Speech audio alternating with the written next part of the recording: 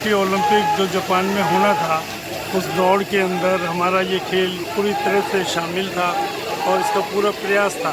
लेकिन जब जापान में इसकी मीटिंग हुई और इस खेल को ओलंपिक में शामिल करने के लिए वोटिंग हुई, तो उसके अंदर हमारा खेल जो है सिर्फ 2 वोटों से रह गया और इसमें बेसबॉल और ताइक्वांडो शामिल हो गए और हम इस खेल से जो है 2020 ओलंपिक से हम बाहर हो गए। इस बात के लिए इंटरनेशनल ओलंपिक कमेटी ने हमारी इंटरनेशनल फेडरेशन को कहा है कि इसमें कोई निराश होने की आवश्यकता नहीं है आपके खिलाड़ियों को। इसका पूरा प्रयास अगले ओलंपिक के अंदर एजेंडा में इसको फिर रखा जाएगा और इसमें पूरा कोशिश करिए कि इसके अंदर आपको पूरी वोटिंग मिले, तो इसको शामिल कर लिया जाएगा। इसी प्रयास को देखते हुए हमारे जो ये खेल है रस्साकशी, वो इंडोर में भी खेला जाता है रबड़ के मैट पे, और ये आउटडोर मैदान में भी खेला जाता है, और ये जो है बीच के ऊपर भी खेला जाता है। अभी हमने बीच एशियन गेम्स के लिए बातचीत करी है और जल्दी ही हमारी इंटरनेशनल मीटिंग होने जा रही है, तो उसमें हमारा प्रयास है कि इसको बीच खेलों में एशियन इवेंट के अंदर से शामिल किया जाए। सर, रस्साकशी फेडरेशन की राजस्थान में भी आगामी समय में कोई टूर्नामेंट कराने की योजना है क्या सर? हाँ, इसके लिए अभी एक प्रधानमंत्री की योजना, एक भारत श्रेष्ठ भारत खेलों को प्रोत्साहन देने की एक योजना है। उसमें प्रधानमंत्री ने हमारे खेल का चयन किया है और उसके लिए हमने मई में पुष्कर में इसका जो है एक टूर्नामेंट, 2 दिवसीय टूर्नामेंट हम रखने जा रहे हैं। सर, आजकल देश में जो यूथ है अपना क्रिकेट जैसे ये रस्साकशी काफ़ी सस्ता गेम है, लेकिन यूथ अभी भी क्रिकेट जैसे महंगे खेलों के पीछे है। क्या वजह है सर? देखिए, मैं इसकी वजह मीडिया को ही मानता हूँ जी। मीडिया के अंदर आज अखबार उठा के देख लीजिए, क्रिकेट के अलावा 2 पेज क्रिकेट के ही भरे होंगे। जब तक खिलाड़ियों को प्रोत्साहन नहीं मिलेगा, उनको हाईलाइट्स नहीं मिलेगी, उनका जो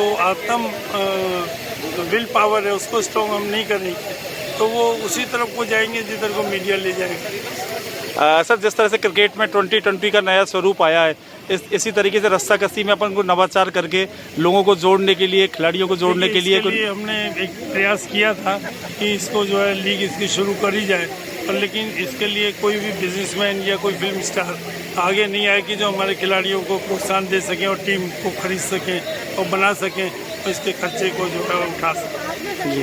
और हमारा प्रयास अभी भी जारी है, हम कोशिश करेंगे, क्योंकि अभी खो खो जो है वो जैसे डाबर कंपनी ने पूरा अडॉप्ट कर लिया है।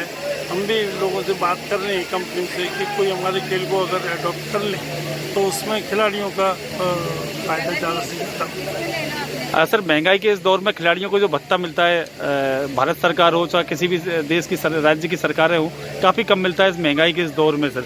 देखिए, इसमें भी मेरा कहना यह है कि भारत सरकार ने भी सभी खेलों को उस भत्ते में शामिल नहीं किया हुआ, और राज्य सरकार भी जो है वो भारत सरकार की कॉपी करती है, कुछ उसने अपने नए भी खेल उसमें जोड़ रखे।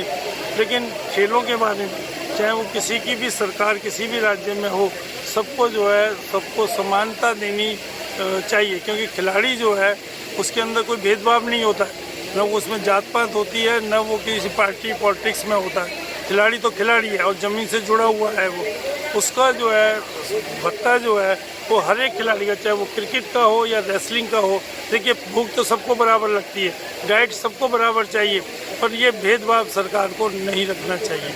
देखिए, हर खिलाड़ी जो है वो ओलंपिक में नहीं जा सकता, लेकिन जो ओलंपिक में नहीं गया खिलाड़ी, उसको भी तो भूख उतनी लगती है, उसको भी तो डाइट उतनी ही चाहिए, तो भत्ता जो है वो सबका समान होना चाहिए।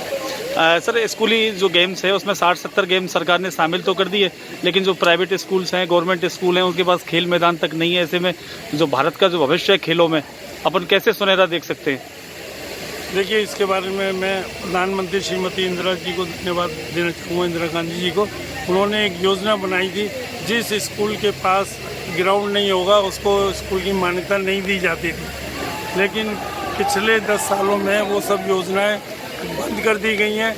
जिनके पास ग्राउंड थे उनके अंदर भी जो है बिल्डिंगें बढ़ा दी गई हैं, क्योंकि स्कूल सारे प्राइवेट हैं, वो मनी मेकर है। उनको पैसा कमाना है। पहले एजुकेशन को जो है वो एक कार्य सोशल वर्क किया जाता है कि विद्या का दान करना है, आज वो बिजनेस बन गया है। इसलिए खेल जो है वो सिमटता जा रहा है और बिल्डिंगें बढ़ती चली जा रही हैं। सर, देश का जो अपना युवा है उसको आज भी अपन अंग्रेजों के ज़माने की शिक्षा दे रहे हैं। कहीं भी किसी भी क्लास में खेल नीति से संबंधित, खेलों से संबंधित कोई चैप्टर नहीं है अपनी शिक्षा नीति में।